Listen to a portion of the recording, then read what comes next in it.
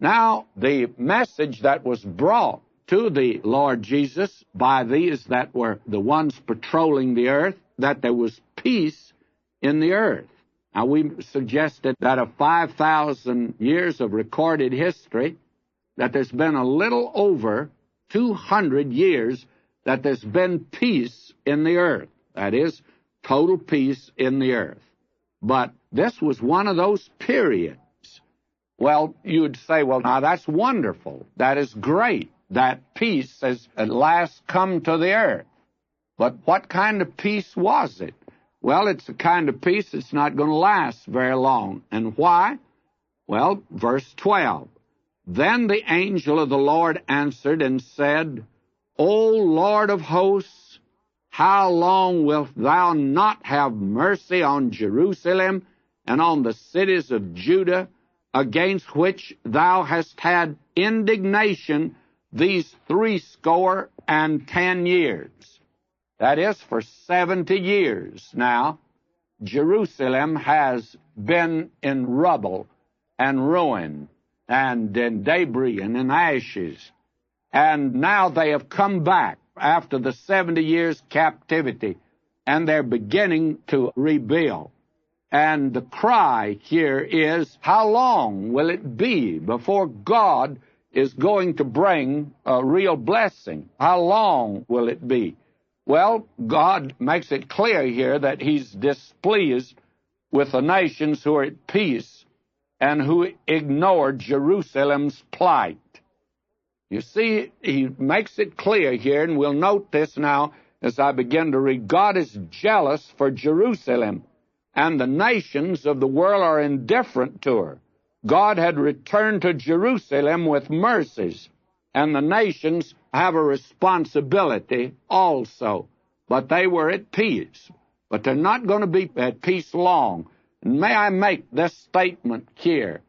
The world can never have permanent peace until the Lord Jesus is reigning in Jerusalem. He is the Prince of Peace, and the world can't have peace.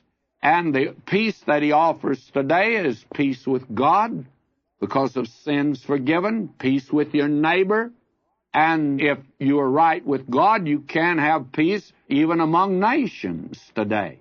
But the so-called civilized nations have been the ones in this century that have carried on 2 world wars. Not Christian nations, but civilized nations. And I had a little poem. I was going to pass it on to you today, but I couldn't put my hand on it. It was when we went into the South Pacific in fighting against Japan, and the soldier boys were amazed on many of the islands. They expected to find headhunters and cannibals and all that sort of thing, and they found little churches and Christians, and they were receiving them joyfully. And the poem goes on to say that the so-called heathen were at peace and the so-called Christian nations were at war. Well, that was the picture. The world can't have peace apart from Christ. Therefore, Jerusalem is the key to it. And the world was trying to have peace in that day and ignored Jerusalem, and it wasn't going to last long. You see, this was during the reign of Media-Persia. Media-Persia had put down the Babylonian Empire. Babylon, before that, had put down both Egypt and Assyria.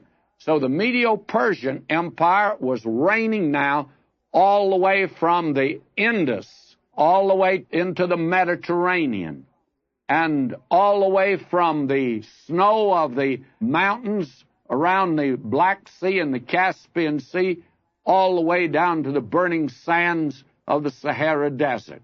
And they had brought, for a brief period of time, peace into the world. But it wouldn't be long till out of the west there would come Alexander the Great, and it upset the apple cart again, because actually Jerusalem was the key to it.